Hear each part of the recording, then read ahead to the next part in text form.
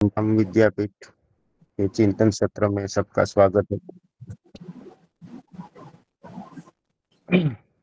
पिछली बार हमने राम विद्यापीठ का मुख्य उद्देश्य क्या है, तो राम विद्यापीठ का मुख्य उद्देश्य है समग्र शिक्षा योजना। इसके बारे में हमने सुना था। समग्र शिक्षा योजना के जो पहलू है, वो पहलू के बारे में भी अ, विचार हुआ था, जिसमें पहला पहलू था 140 करोड़ लोगों के लिए शिक्षा की योजना करना।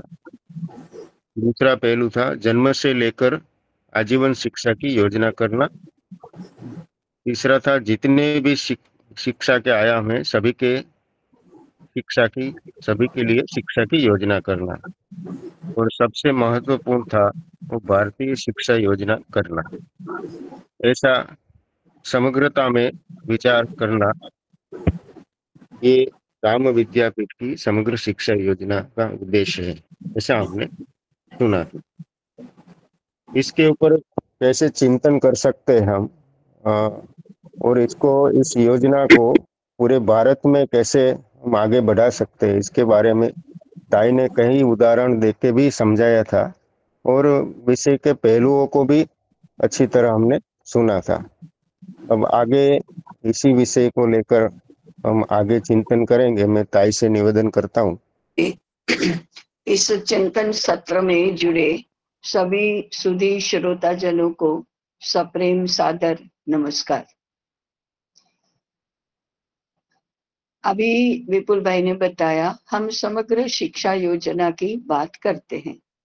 उसके कितने पहलू हो सकते हैं, उस रूप में मोटा मोटा विचार हमने सुना था। और अंत में जो बताया वो था भारतीय शिक्षा की प्रतिष्ठा करना। ये तो जितने भी विद्यालय खुलेंगे, जितने भी विद्यापीठ शुरू होंगे, जितने भी गुरुकुल चलेंगे, उन सबका ये प्राण है, ये आत्मा है। भारतीय शिक्षा की प्रतिष्ठा यदि नहीं होती है तो फिर इन विद्यापीठों का ये या गुरुकुलों का कोई अर्थ नहीं है। क्योंकि अभी 1000 से ऊपर तो विद्यापीठ चल रहे हैं देश में, लाखों की संख्या में महाविद्यालय चल रहे हैं, और लाखों उनसे भी अनेक गुनी संख्या में विद्यालय चल रहे हैं। तो उससे भिन्न यदि कुछ नहीं करना है, तब तो राम विद्यापीठ की या राम विद्यापीठ के अंतर्गत अन्य अनेक प्रकार के विद्यापीठों का कोई प्रयोजन ही नहीं है। जो अभी चल रहा है उसी के जैसा करना या वही करना, ये उद्देश्य नहीं है। तो फिर हमको क्यों करना है ये सब? तो भारतीय ज्ञान की प्रतिष्ठा हो पुनः, इसलिए करना है। ज्ञान की प्रतिष्ठा क्यों होनी चाहिए? तो हमारा भारत का इतने वर्षों का इतिहास, माने हजारों वर्षों का इतिहास बताता है कि भारत की जीवन रचना ज्ञान पर आधारित रही है। ज्ञान के आनुषंगिक जो संबंधी है वह है धर्म, सत्य, अध्यात्म, श्रद्धा, विश्वास, आदर, निष्ठा, समर्पण। ये सारे एक एक एक विश्व की प्रतिष्ठा करते हैं, एक विश्व का दर्शन हमें करवाते हैं। तो ये भारतीय जीवन रचना जो है, भारतीयों की जीवन रचना जो है, वह ज्ञान निष्ठ रही है। ये आपने पहले भी सुना है, कहीं इसी चिंतन सत्र के दौरान भी पहले सुना है कि भारत अपने जीवन के, फिर वो व्यक्तिगत जीवन हो या राष्ट्र जीवन हो, भारत अपने जीवन के सभी प्रश्नों के उत्तर ज्ञान में प्राप्त करता है। हर समस्या का निराकरण ज्ञाननिष्ठ बनकर करने का प्रयास करता है। और कौन से तरीके हैं प्रश्नों के उत्तर ढूंढने के या समस्याओं का निराकरण करने के? तो सामरिक युद्ध ये एक तरीका होता है। माने मेरे विचार को नहीं मानते हो या मेरे अनुकूल नहीं बनते हो, आ जाओ युद्ध करेंगे। माने शारीरिक बल, शारीरिक बल के साथ शस्त्रों और अस्त्रों का बल, शस्त्रों और अस्त्रों के साथ साथ व्यूह रचना बनाने का बुद्धि का बल। तो इसके इसके मूल में है शारीरिक बल। तो शारीरिक बल के आधार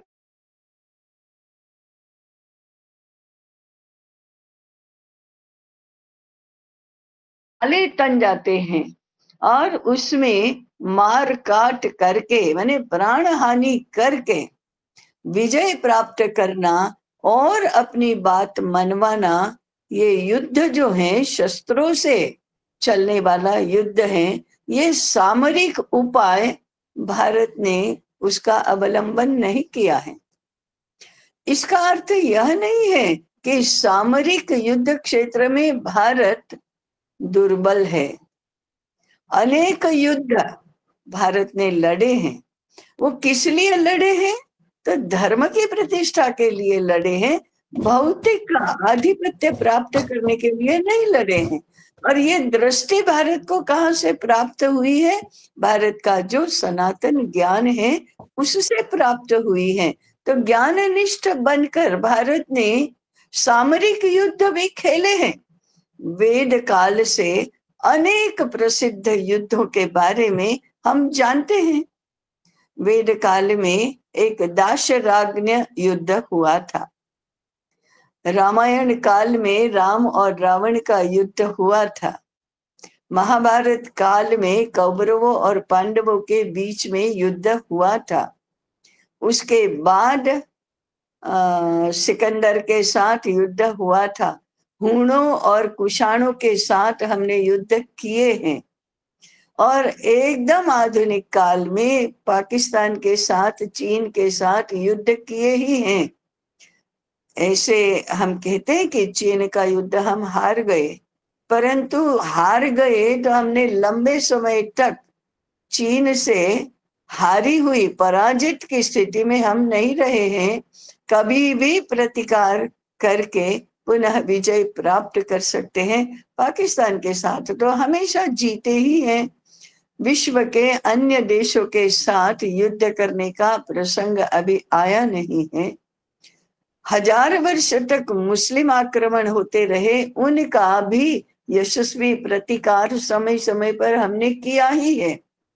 इसलिए ये कहना उचित नहीं है कि हम दुर्बल हैं, हम युद्ध नहीं चाहते हैं, हम युद्ध में भागीदारी नहीं कर सकते हैं, हम युद्ध में जीत नहीं सकते हैं। इसलिए हमने ज्ञान के आधार पर अपने प्रश्नों के उत्तर ढूंढना या समस्याओं का निराकरण करना, यह मार्ग अवलंबित किया है। ऐसा नहीं है। इसलिए हम सामरिक युद्ध पर विश्वास नहीं करते कि वह निम्न कक्षा का है। ज्ञाननिष्ठ बनो, यही उच्च श्रेणी, उच्च कोटि का जीवन हो सकता है। साधन के रूप में भले ही सामरिक युद्ध का अवलंबन करना पड़े, इस विषय में भी हमारी भ्रांति नहीं रही है। हम कभी इसको हिंसा नहीं मानते कि धर्म की रक्षा के लिए युद्ध करो और किसी को मारो तो आप हिंसक हैं। नहीं, ये दृष्टि भी हिंसा अहिंसा में भेद करने की और तत्वतः उसे सम्यक रूप में समझने की बुद्धि भी ज्ञान निष्ठा के कारण से ही हमको प्राप्त हुई है। इसलिए सामरिक युद्ध को हमने अंतिम उपाय नहीं माना है। दूसरा उपाय क्या होता है? धन बल। हम जानते हैं कि आज की जीवन रचना ऐसे एक जीवन विचार से प्रभावित हुई है जहां धन ही सर्वस्व है, धन ही एकमात्र मापदंड है। धन के अर्थ के अनुकूल ही हम सब कुछ करने लगे हैं। धन से सब कुछ खरीदा जा सकता है, धन के बदले में सब कुछ बेचा जा सकता है, ऐसी एक विचार प्रणाली जो है आज जगत पर छाई हुई है। हम भी उसके प्रभाव की चपेट में आ गए हैं, परंतु हमारी छटपटाहट है इससे मुक्त होने की, स्वयं मुक्त होने की और विश्व को भी इससे मुक्त करने की। तो ये धन बल जो है वह भी एक समस्याओं के निराकरण का उपाय हो सकता है, ऐसा आज का विश्व बता रहा है। कोई भी प्रश्न, धन से सब कुछ हो सकता है, ऐसा आज लोग कहने लगे हैं। भारत ने कभी व्यापार को विजय का मार्ग नहीं बनाया है, जीवन की श्रेष्ठता का मापदंड नहीं बनाया है। पुनः इसका अर्थ यह नहीं है कि हम दरिद्र रहे हैं, इसका अर्थ यह नहीं है कि हमने गरीबी का महिमा मंडन किया है, अभावों में रहना पसंद किया है। नहीं, भारत अपने दीर्घ इतिहास में बहुत वैभव संपन्न रहा है। ऐसा वैभव हमने देखा है और आज भी ऐसे वैभव का दर्शन और अनुभव हम कर सकते हैं जिसकी विश्व के देशों को कल्पना तक नहीं आती। ऐसी वैभव संपन्नता हमारी रही है, धन बल की कमी हमारे यहाँ नहीं रही है। अब इसके अधिक चर्चा में नहीं जाएंगे कि क्यों हमारे यहाँ धन का बल होने पर भी उसको श्रेष्ठ नहीं माना गया। तो धन को हमने धर्म के अनुकूल बनने के लिए बाध्य किया है। वैभव संपन्न तो हुए हैं, परंतु हमने भोग से अधिक त्याग की महिमा स्थापित की है। आय से मैंने कमाओ कमाओ कमाओ ये नहीं कहा है, दान करो दान करो दान करो यही कहा है। त्याग को अधिक श्रेष्ठ माना ही है। तो हम उपभोग करना भी जानते हैं और त्याग करना भी जानते हैं, और त्याग पूर्वक उपभोग करना भी जानते हैं। ये दृष्टि कहाँ से मिली है? यह दृष्टि भी ज्ञान से मिली है हमको, और इसलिए धन बल अत्यधिक होने पर भी हमने ज्ञान को ही उससे श्रेष्ठ माना है। कहीं पर शठता या धूर्तता, बुद्धि बल ये भी होता है, ये भी होता है। माने कूटनीति से धूर्तता का प्रयोग करके, चतुराई का प्रयोग करके हम श्रेष्ठ बनने का प्रयास करते हैं। वह मार्ग भी हमने अवलंबन नहीं किया है। धूर्तता, शठता, बुद्धि चातुर्य, इससे श्रेष्ठ बनो, इसको नहीं माना हमने। बुद्धि की श्रेष्ठता से भी ज्ञान की श्रेष्ठता अधिक है। बुद्धि भी ज्ञान संपादन का साधन है, ज्ञानार्जन का साधन है। बुद्धि हमारी ज्ञान का उपयोग जीतने के लिए, श्रेष्ठ बनने के लिए करेगी, ऐसा नहीं होने दिया हमने। ज्ञान निष्ठा को हमने कभी छोड़ा नहीं है। तो ये भारत का स्वभाव है, ये भारत की भारतीयता है, ये भारत का भारतपन है कि ज्ञान निष्ठ बनो। ज्ञान के आधार पर अपने जीवन की रचना करो।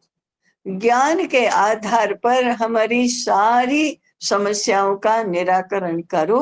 और हमने दीर्घ इतिहास में यह भी अनुभव किया है कि यह अल्टीमेट है। इससे जो श्रेष्ठता प्राप्त होती है वह अलग ही प्रकार की श्रेष्ठता होती है। तब कहीं असंतोष नहीं है, तब कहीं दुख नहीं है, तब कहीं दारिद्र्य नहीं है, तब कहीं संघर्ष नहीं है, तब कहीं कटुता नहीं है। ज्ञान अपने आप में सबको शुद्ध बनाता है। श्री भगवान ने गीता में कहा, नहीं ज्ञानेन सदृशम पवित्रमिह विद्यते।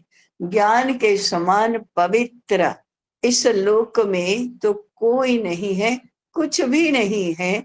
ज्ञान ही पवित्रतम है। श्री भगवान ने और भी कहा, ज्ञानाग्नि सर्व कर्माणि भस्मसात कुरुते अर्जुन। हे अर्जुन, ज्ञान रूपी अग्नि सभी कर्मों को, कर्मों से जनित सारी अशुद्धियों को भस्म कर देती है और सबको शुद्ध बनाती है। ज्ञान से शुद्धि प्राप्त होती है, ज्ञान से पवित्रता प्राप्त होती है, ज्ञान से जीवन के सभी प्रश्नों में उत्तर प्राप्त होकर वह सुलझता है। जीवन हमारे लिए सुलझता है और इसी के परिणाम स्वरूप हम दीर्घ काल तक श्रेष्ठ जीवन जीते रहे हैं और दुनिया को भी, जगत को भी सही मार्ग दिखाते रहे हैं।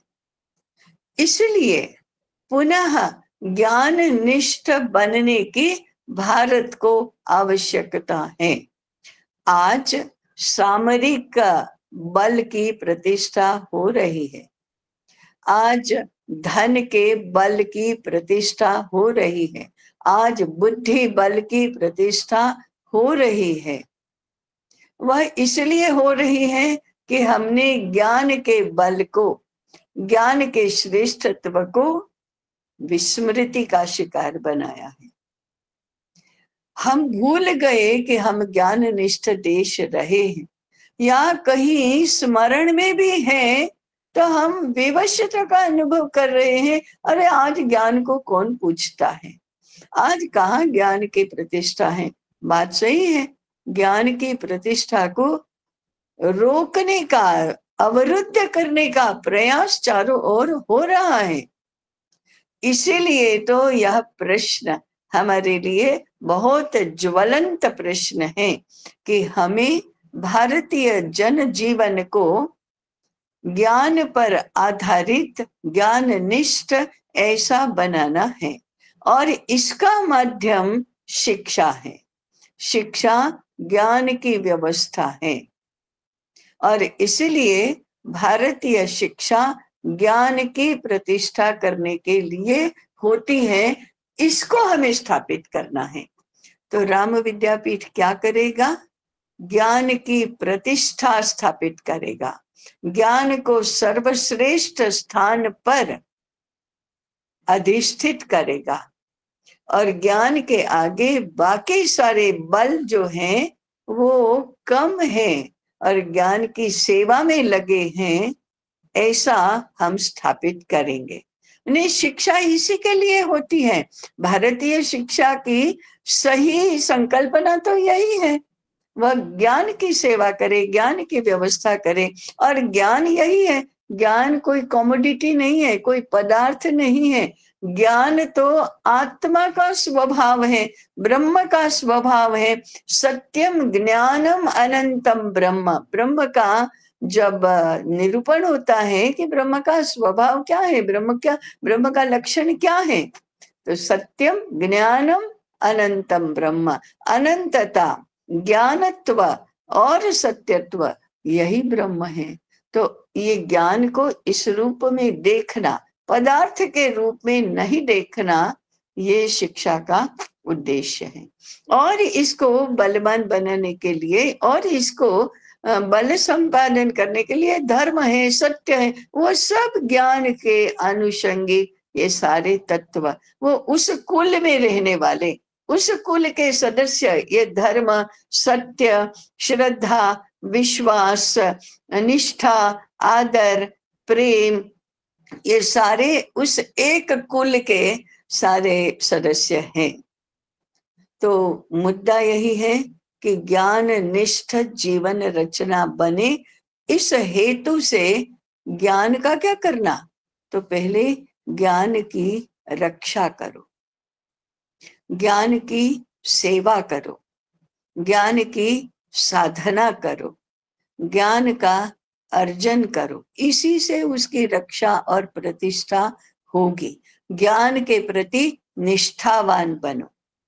राम विद्यापीठ का पहला काम यही होगा कि हम अध्येताओं को, अध्ययन करने वालों को ज्ञान की रक्षा करने की प्रतिज्ञा करने वाले बनाएंगे, ज्ञान के प्रति निष्ठावान बनाएंगे। ज्ञान के प्रति निष्ठा का अर्थ क्या होता है?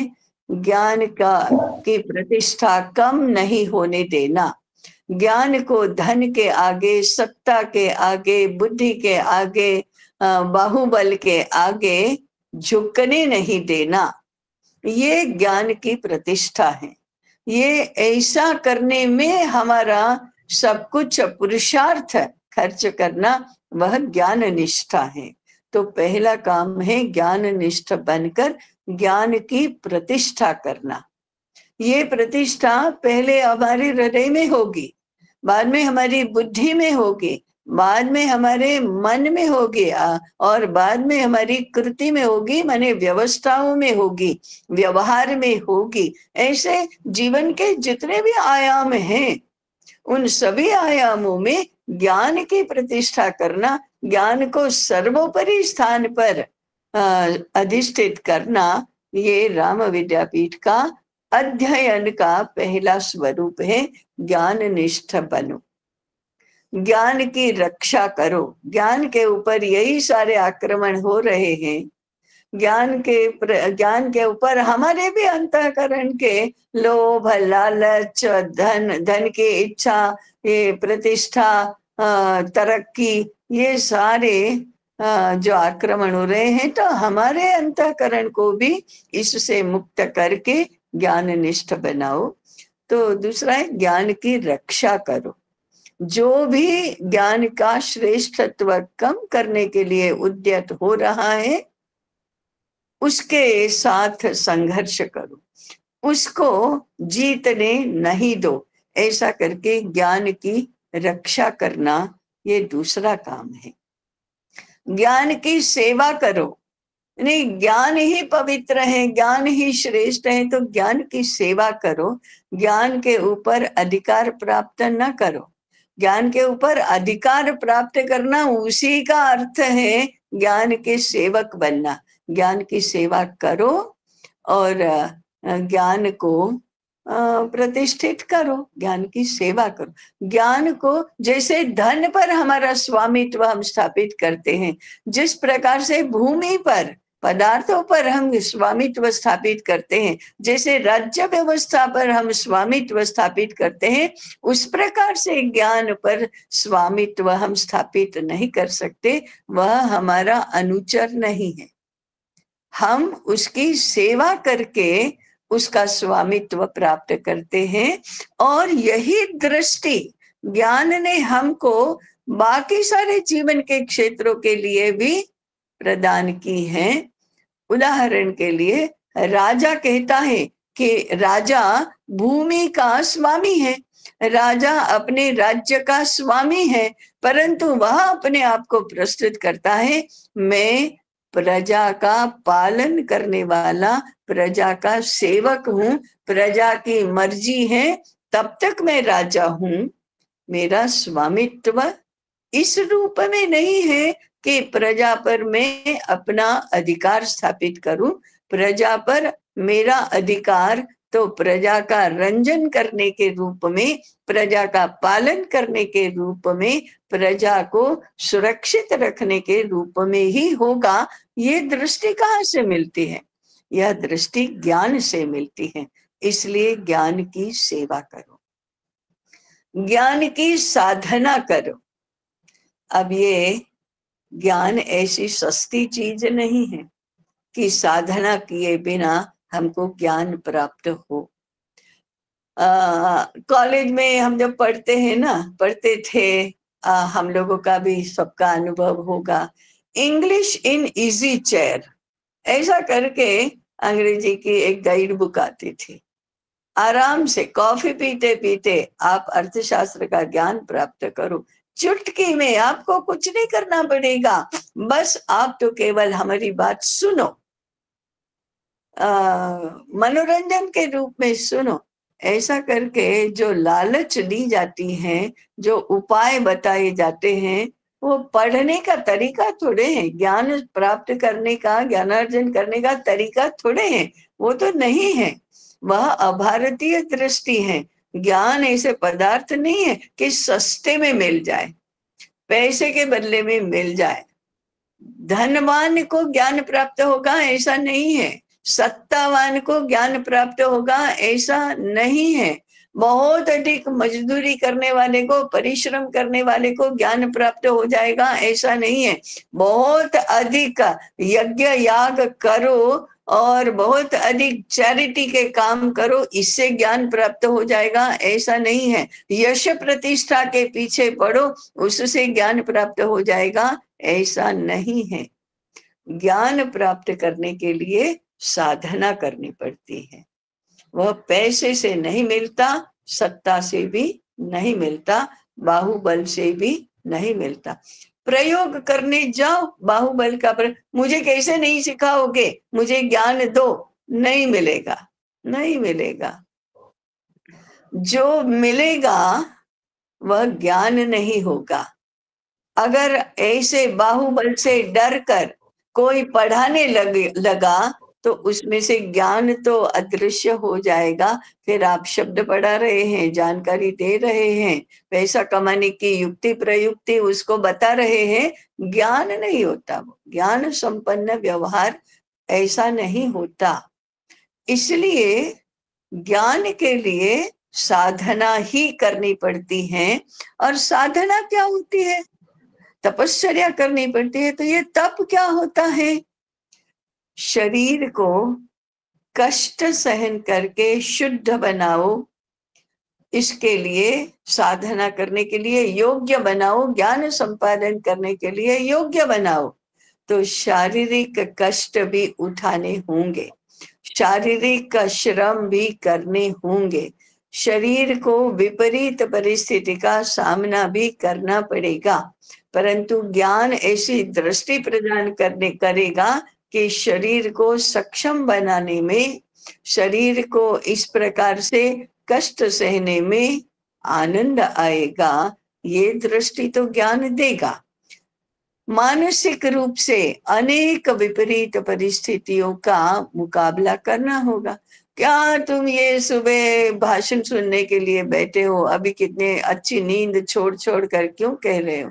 क्या भारतीय भारतीय कर रहे हो? ये करने से क्या देश का भला होगा? अभी परसों में एक विद्यापीठ में मैंने सभी डिपार्टमेंट्स के वरिष्ठ अध्यापकों के सामने भारतीय ज्ञान की पुनः प्रतिष्ठा हेतु रिसर्च ऐसे विषय पर व्याख्यान देने के लिए गई थी। तो प्रश्नोत्तर में एक विद्वान प्राध्यापक ने कहा, क्या हम भारतीयता कर रहे हैं? आज तो अंतरराष्ट्रीय बातें करने का, ग्लोबल बातें करने का जमाना है और हम भारतीय बात करते रहेंगे तो संकुचित नहीं होंगे। ये उस एक विद्वान का कथन नहीं है। अनेक लोग ऐसा कहते हैं कि हम तो भारतीय करेंगे तो संकुचित कहे जाएंगे। क्या मिलेगा तुमको भारतीय करके? सादगी से रहना पड़ेगा, यही ना? संयम करना पड़ेगा, यही ना? You will not be able to enjoy life. आपको जीवन का मजा ही क्या है? ज्ञान करते रहो। तो ये सारा मानसिक तप है।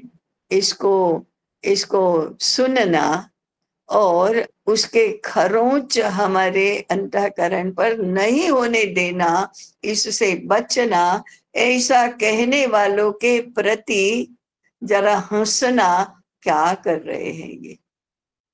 तो उनके तानों की धार बुट्ठी कर देना, ये भी ज्ञान ही हमको सिखाता है।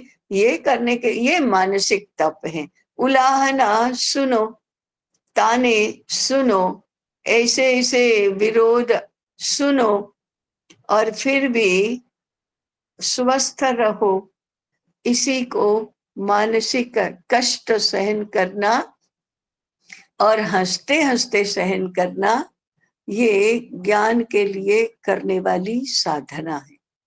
बुद्धि को भी साधना ही करनी पड़ती है, नहीं शुद्ध बुद्धि होनी ही चाहिए, नहीं निस्वार्थ बुद्धि होनी ही चाहिए, नहीं तेजस्वी बुद्धि होनी ही चाहिए, विशाल बुद्धि बननी ही चाहिए।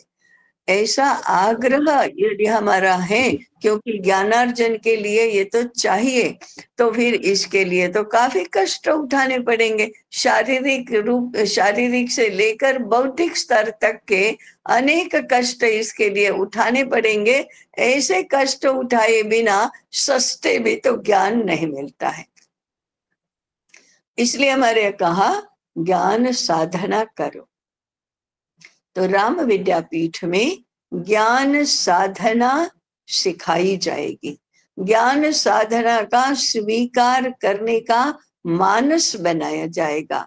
ज्ञान की सेवा करने की वृत्ति निर्माण की जाएगी। ज्ञान की रक्षा करने का संकल्प दिया जाएगा। ज्ञान निष्ठ बनने का अभ्यास सिखाया जाएगा और ज्ञान की प्रतिष्ठा करने के लिए सब उद्यत होंगे। ऐसा किया जाएगा। अध्येता और अध्यापक ऐसे जब तक ज्ञान साधक नहीं बनेंगे तब तक ज्ञान की प्रतिष्ठा कैसे होगी। तो राम विद्यापीठ का पहला काम है ज्ञान की प्रतिष्ठा हेतु साधना, सेवा, निष्ठा, रक्षा, ये सब करने के लिए सिद्धता निर्माण करना। दूसरा काम रहेगा ऐसे विद्वानों को इकट्ठे करो, क्योंकि वो कोई इक्के दुक्के का तो काम नहीं है। इसलिए विद्वानों का संग्रह करना, जैसे लोक संग्रह आपने सुना होगा, ऐसे ही विद्वानों का संग्रह करना। संग्रह माने खजाना इकट्ठा करना नहीं है, संख्या बढ़ाना नहीं है, विद्वानों को इस प्रकार के निष्ठा वाला बनाना और इसके लिए एकत्रित करना। तो ये तो जैसे हम लोक प्रबोधन कहते हैं, ऐसे विद्वत क्षेत्र प्रबोधन ये भी होगा। इस विषय का ज्ञान साधना और उससे जुड़े सभी व्यवहार, उसका प्रचार प्रसार करके विद्वत जगत में इस विचार की प्रतिष्ठा करना। इसके लिए विद्वानों को बुलाओ और साधना करने के लिए प्रेरित करो। तो ये विद्वत संग्रह करना ये राम विद्यापीठ का काम रहेगा। ऐसे विद्वत जनों को एकत्रित करके फिर फिजिकली एकत्र करना ये जरूरी नहीं है, अनिवार्य नहीं है। जब जरूरी होगा तो वैसा भी करना, अनिवार्य नहीं मानना। जहां है वहां अब भारतीय ज्ञान का अध्ययन शुरू करो, अर्जन शुरू करो। तो अब इसमें क्या करना है हमको? हमें अपने सारे जो विभिन्न विभिन्न शास्त्र हैं, हमारी ज्ञान की रचना है, ज्ञान क्षेत्र व्यवस्थिति है, उसको कैसे प्राप्त करना, इसके लिए उपाय करने होंगे, इसके लिए विचार करना होगा, इसके लिए कोई योजना बनानी होगी कि हम भारतीय ज्ञान क्षेत्र को व्यवस्थित कैसे करेंगे। इसका पहला काम है ज्ञान क्षेत्र व्यवस्थित करने का। पहला, हमारे ज्ञान संपदा को जानो पहले तो। अरे हमारे यहाँ कहाँ कहाँ कैसे किस रूप में ज्ञान सुरक्षित रहा है, और वेद काल से लेकर या भारत के इतिहास के प्रारंभ से या भारत राष्ट्र के प्रारंभ से हमारे तक कौन सा ज्ञान का खजाना पहुंचा है, इसको ही जानो पहले। जानो का अर्थ होता है जानकारी प्राप्त करना, परिचय प्राप्त करना। अरे देखो ये क्या कह रहे हैं। तो अब इसमें एक बार हमारे इसी सत्र में आपने सुना था, हमारे सारे भारतीय ज्ञान क्षेत्र के आधार के रूप में कहा गया है चतुर्दश विद्या स्थानम। विद्या के जो स्थान हैं वे 14 है। ये 14 कौन से हैं? 4 वेद, 4 उपवेद और 6 वेदांग, ये 14 हमारे विद्या के स्थान है। माने जितने भी ग्रंथ हैं, जितने भी विषय हैं, जितने भी शास्त्र हैं, उन सब का मूल स्रोत ये 14 विद्या स्थानम है। इनका परिचय प्राप्त करो। परिचय कैसे प्राप्त करते हैं? एक तो बहिरंग परिचय होता है, 4 वेद हैं, उनके नाम, वो 4 वेदों में क्या होता है? मंत्र होते हैं, मंत्रों की संख्या, उन मंत्रों के उच्चारण की पद्धति होती है। तो मंत्र पाठ माने वेद पाठ जब कहते हैं तब मंत्रों का पाठ करते हैं।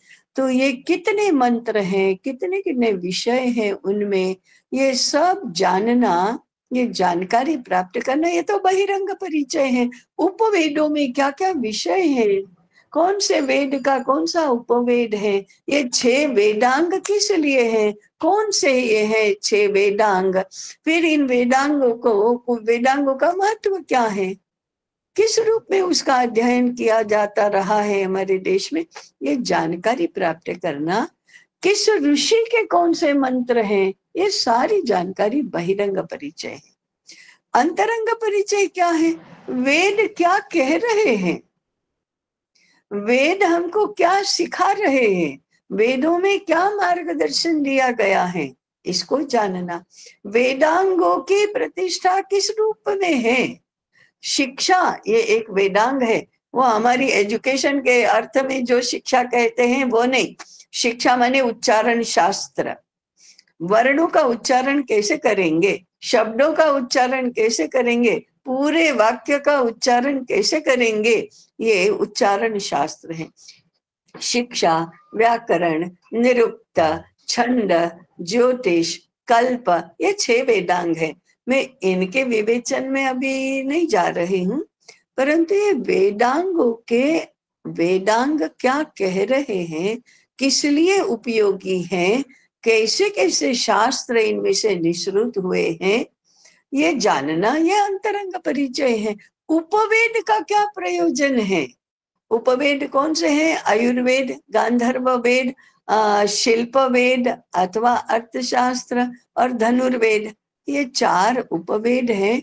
इनका दायरा क्या है, वो हमें आज भी कहाँ उपयोगी हो रहे हैं, किस रूप में उपयोगी हो रहे हैं, ये सब जानना, ये परिचय प्राप्त करना है। और ये तो एक चरण हुआ कि हमारी ज्ञान संपदा का परिचय प्राप्त करो।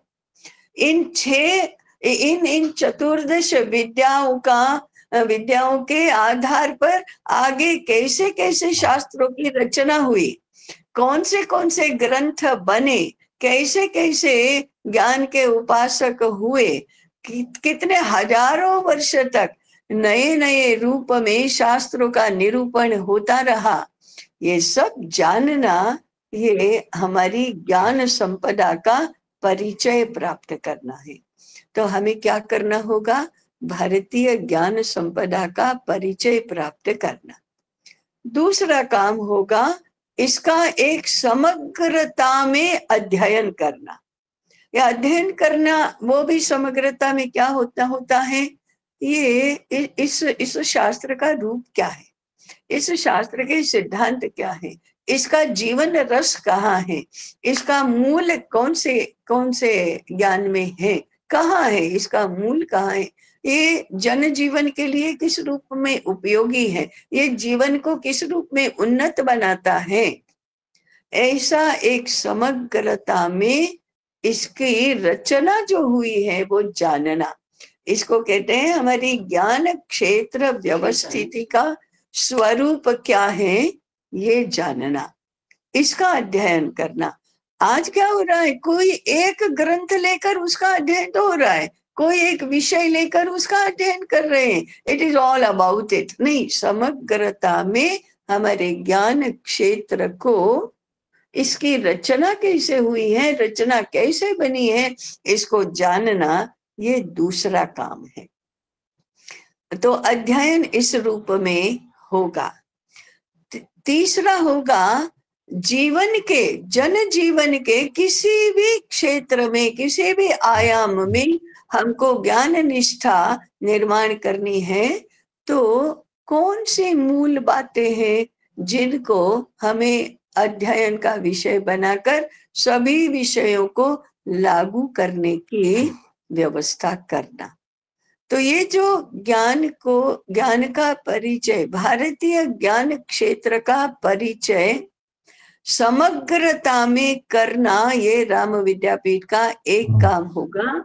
और उसके बाद जितने भी हमारे विषय हैं, जितने भी हमारे शास्त्र हैं, उनके मूल भारतीय सिद्धांत क्या है, मूल भारतीय स्वरूप क्या है, उसकी विचारधारा क्या है, और एक विषय का दूसरे विषय के साथ संबंध क्या है, ये जानना, ये तीसरा काम होगा। और फिर चौथा काम होगा इन सब की युगानुकूल पुनः प्रस्तुति करना। श्रुति और स्मृति दोनों की आज रचना करने की आवश्यकता है। तो भारतीय ज्ञान का, भारतीय शाश्वत सनातन ज्ञान का युगानुकूल रूप में निरूपण करना, शास्त्रों की पुनः प्रस्तुति करना, ये राम विद्यापीठ का चौथा काम होगा। ये कौन करेगा? तो भारत के विद्वान ही करेंगे। ऐसे विद्वानों का संग्रह करना और इन चार बातों को पहले सिद्ध करना, स्थापित करना, और उसके बाद व्यापक अध्ययन का प्रारंभ करना, ये राम विद्यापीठ का एक ज्ञानात्मक कार्य होगा। ऐसा करने के लिए हम आगे कैसे बढ़ेंगे और इसका स्वरूप विस्तार कैसे होगा, इसका विचार हम आगे के सत्र में करेंगे। अभी मुझे लगता है कि समय हो गया है। और स्मृति के बारे में कहा, इसका थोड़ा विवरण करेंगे क्या? स्मृति और स्मृति के बारे में अपना परिचय दीजिए जरा। मिलिंद ऋषि, लातूर से, महाराष्ट्र। करते क्या हैं आप? शिक्षक है, अध्यापक। हाँ, ठीक है। हाँ, श्रुति और स्मृति किसको कहते हैं? श्रुति ये सिद्धांत के ग्रंथ हैं और स्मृति ये व्यवहार निरूपण के ग्रंथ हैं।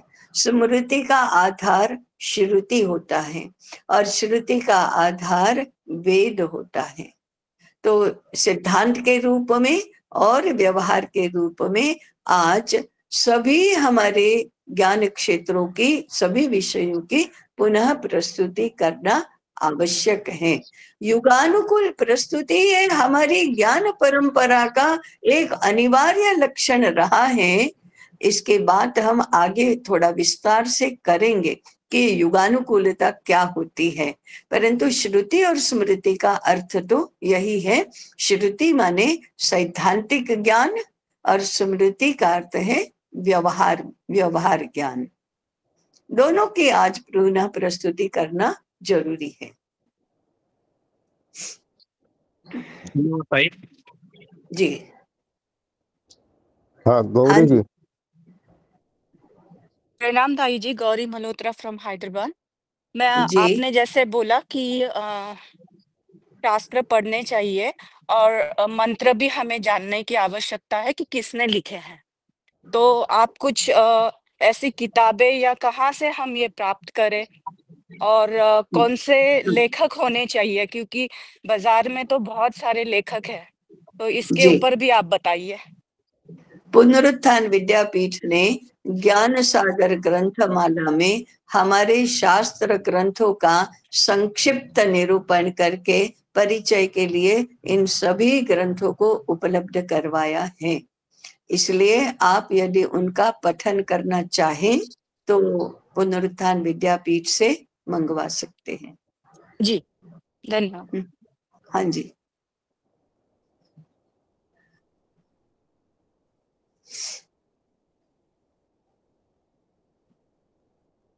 आज किसी को कोई प्रश्न नहीं लग रहा है, ऐसा लग रहा है। जी मधुसूदन जी। ताई नमस्कार। नमस्कार। मैं ऋग्वेद के मिलिंद जी, बारे में आप हैंड राइज करेंगे, फिर मैं बताऊंगा, फिर आप पूछेंगे, इससे चलेगा। ऋग्वेद डायरेक्ट के नहीं बारे पूछेंगे। में मुझे तीसरा अध्याय मालूम है। पहला जो अध्याय है अग्निमीळे पुरोहितम, और जी, जो तीसरा अध्याय है एतायामो। आपका परिचय दीजिए। मिलिंद जोशी लातूर से। अरे जो वही तीसरा बोल अध्याय, रहे हैं। हाँ, अच्छा अच्छा। तीसरा जो अध्याय है एतायामोपगव्यन्त अस्माकं सुप्रमतिं वा वृधाति, उसमें जो ऋचा रहते हैं, हम हम्म, हमारी मान हिलाते हैं, तो उसका जो ऋग्वेद का जो अर्थपूर्ण विवेचन का भंडार हमारे पुनरुत्थान विद्यापीठ में है या नहीं है। हाँ समझो है। एतायामोपगव्यन्त इस अध्याय का मुझे इनको पाठ है, पाठांतर है, लेकिन उसका जो अर्थ चाहिए मुझे वो नहीं मिलता। विद्यापीठ में पंडित श्रीपाद दामोदर सातवड़ेकर जी के चारों वेदों पर रचे हुए सुबोध भाष्य उपलब्ध हैं, और आज के समय में यदि सबसे श्रेष्ठ ऐसा कोई निरूपण करने वाला ऋषि है तो ये पंडित श्रीपाद दामोदर सातवड़ेकर हैं। ये ग्रंथ विद्यापीठ में तो है ही, परंतु उनका जो उनकी जो संस्था है किला पारडी में, वलसाड़ जिले में, वहां से भी उपलब्ध है।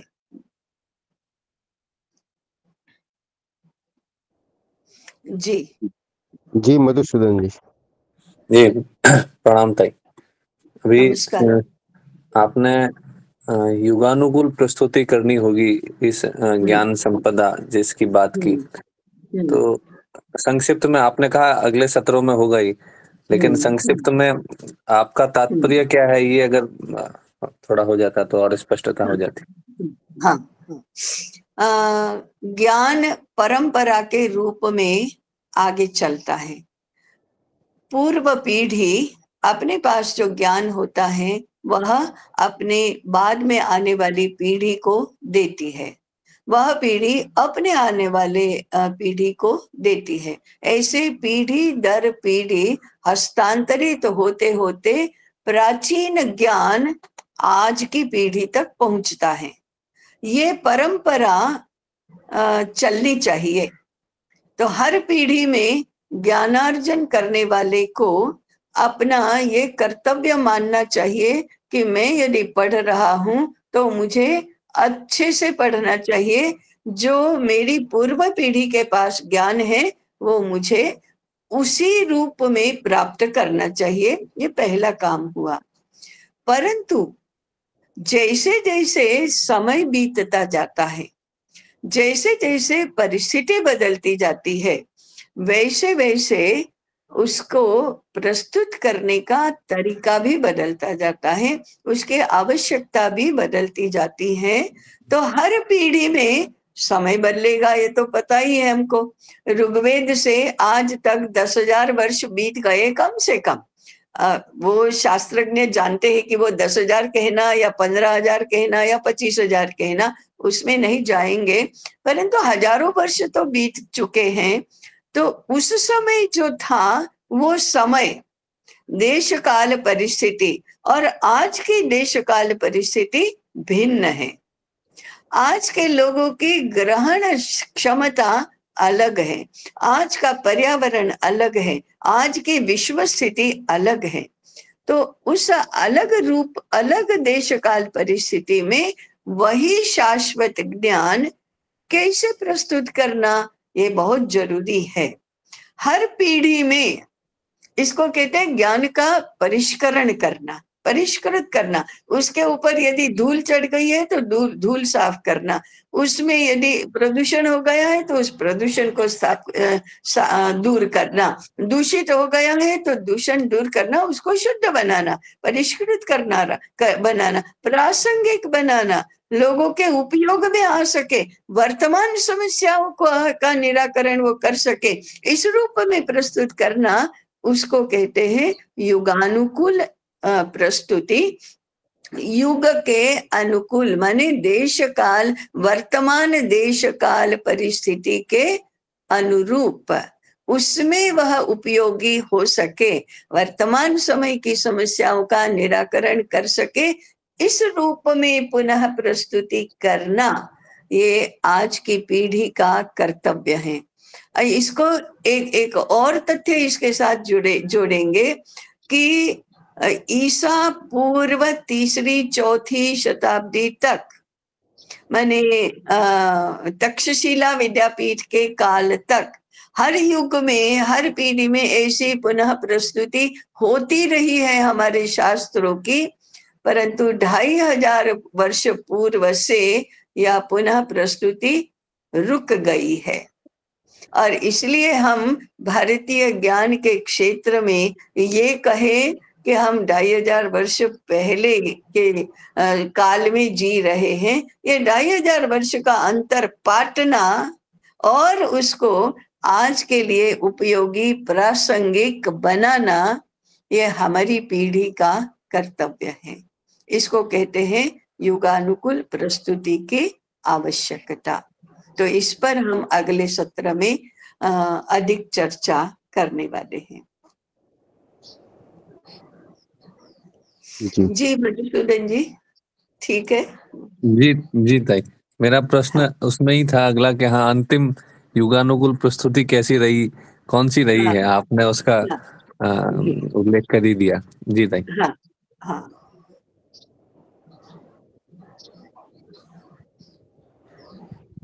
ठीक है, हैंड राइज करेंगे। गौरी जी आपको एक आप पूछ जी लीजिए आपको। ताई जी, हम यहाँ पे बाल गोकुलम रविवार के दिन 1 घंटे के लिए शुरू करने वाले हैं, तो आप इसके ऊपर कुछ थोड़ा सा हमें ज्ञान देंगी? अभी तो नहीं दूंगी। बाल गोकुलम में बालकों की आयु के अनुरूप उनको वे ग्रहण कर सके, इस रूप में सारी गतिविधि होना, सारी जानकारी होना, यही बाल गोकुलम का स्वरूप रहता है। और जो जानकारी है और गतिविधियां हैं वो भारतीय ज्ञान पर आधारित और भारतीय ज्ञान से ओतप्रोत होना, ऐसा करके बाल गोकुलम हम चला सकते हैं।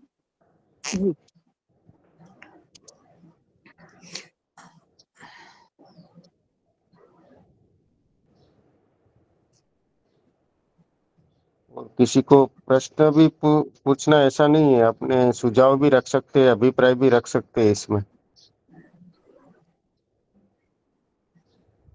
ये 5 मिनट का समय है हमारे पास। जी किशोर चंद्र जी। प्रणाम ताई जी और नमस्कार। I just wanted to share my feelings about the points that you have put across. The most striking thing to me is that knowledge should not be possessed and made should not be commodified. Yes. Especially, that is the trend that we have been witnessing in the world over the last few centuries, which began in the West. I think sometime in 15th or 16th century. And so that's why I think there is an axiom which goes like this: knowledge is power. Yeah. It has a negative connotation to it. Yes, it is a negative. Yeah. So from that perspective, I mean, what our rishis and people who wanted good for the society, Yeah. have conceived the knowledge in a different way, so that it benefits everybody. Yeah, इतना से। तो भारत में ज्ञान की प्रतिष्ठा ऐसी ही रही है कि ज्ञान सभी को शुद्ध बनाता है, ज्ञान सभी को पवित्र बनाता है, ज्ञान स्वयं पवित्र है और सबको उपलब्ध है यदि श्रद्धा है, संयम है, तत्परता है, सेवा करने की इच्छा है, तभी उपलब्ध भी होता है, नहीं तो ज्ञानार्जन होता भी नहीं है। तो Bharat has a unique way of narrating things और understanding things. जीवन को कैसे जानना, समझना, ज्ञान को कैसे समझना, इसके भारत की अपनी पद्धति है और वो इतनी यूनिक है और इतनी प्रभावी है कि जगत के अन्य राष्ट्र, अन्य संस्कृतियां उदित भी हुई और लुप्त भी हुई, तभी भारत नहीं लुप्त हुआ, भारत तो अभी भी है. That is the uniqueness of Bharat.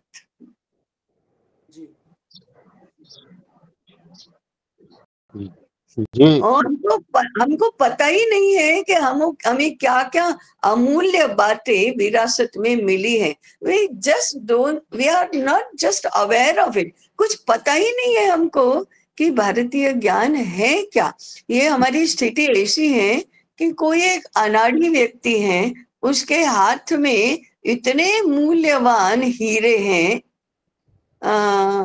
परंतु वह उसका मूल्य नहीं जानता और वो कांच के टुकड़े समझता है और वो क्या हाथ में ले लेकर घूमना, फेंको इसको, ऐसे करके फेंक देता है और फिर उसको अफसोस भी नहीं होता कि क्या कौन सी चीज हमने फेंकी है. ऐसी हमारी आज स्थिति है. हमें पता ही नहीं कि क्या क्या कितना मूल्यवान खजाना हमको दिया गया है, हमें विरासत में मिला है और हम कहते हैं दैट इज ऑर्थोडॉक्स स्टफ, छोड़ो इसको. We are living in the modern world. आज के जमाने में रह रहे हैं. इतनी निर्बुद्ध बातें आज हो रही हैं, तो राम विद्यापीठ इस निर्बुद्ध अवस्था से तो लोगों को मुक्ति दिलाने का प्रयास करेगा. जी सुधीर जी. प्रणाम ताई. सुधीर सावडेकर सर से. जी. मेरे दो प्रश्न एक साथ में मिले हुए एक दूसरे से. एक तो विद्वान शब्द का व्युत्पत्ति और निरूपण, और शिक्षा समग्रता में होती है तो उसमें से अलग अलग प्रकार के व्यक्ति निर्माण होते हैं, उसी में से विद्वान भी निर्माण होते हैं. तो इसके बारे में कुछ अधिक जानकारी मेरे मन में वैसा है कि जैसे अभी आयुर्वेद में हम कहते हैं कि वात पित्त और कफ की प्रकृति होती है, मगर शुद्ध वात पित्त कफ की प्रकृति नहीं होती है. तो वैसा ही कुछ इस क्षेत्र में भी होता है क्या, शिक्षा और क्या ज्ञान क्षेत्र में? उसके बारे में अभी या फिर कभी आपके निरूपण में आने वाला हो तो आना चाहिए, ऐसा लगता है मुझे. हाँ, आना चाहिए और जरा विस्तार से बात करनी चाहिए. एक दो वाक्यों में तो मैं नहीं बता सकती, क्योंकि इतना न वक्ता का और न श्रोता का सामर्थ्य है कि दो वाक्यों में बताया भी जाए और दो वाक्यों में बताया हुआ समझा भी जाए. इसलिए इसको तो थोड़ा विस्तार से समझना होगा. विद्वान कहते हैं, विद माने जानना, ज्ञानवान को विद्वान कहते हैं और विद शब्द से ही वेद भी बने हैं, इसलिए वेदों का ज्ञान जिसके पास है उसको विद्वान कहा जाता है. विद्वान माने ज्ञानवान. इतना सीधा सरल अर्थ है उसका. धन्यवाद, आभार. अभी समय भी हुआ है, आज के 3 सत्र को पूर्ण करेंगे. कल